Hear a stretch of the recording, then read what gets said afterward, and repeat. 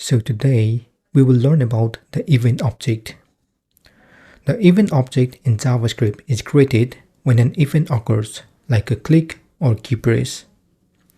It holds information about the event, such as which element triggered it and what type of event it was.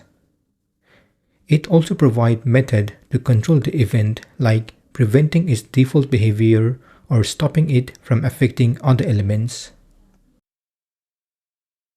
Back in our script.js, at the very bottom, let's add document.addEventListener, add click event, and a callback function. Then pass event as a parameter, so our callback function can use the object. It's usually written as an event or even just the letter E. I will use the event here. Inside the function, let's log this event. So add console.log event.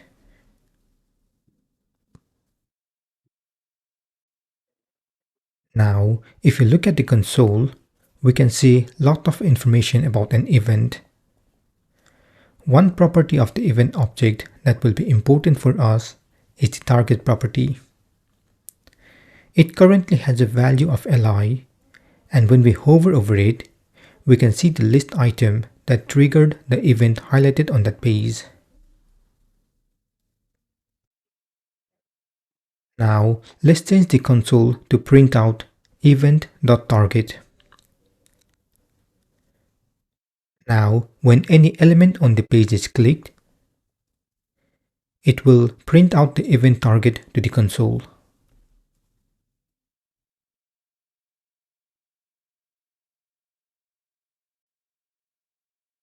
This is the end of this session. In the next session, we'll learn about the event bubbling and delegation. Feel free to comment below if you have any questions. Also, please don't forget to like, share, and subscribe to my channel to get more videos in the future. Thank you and see you soon.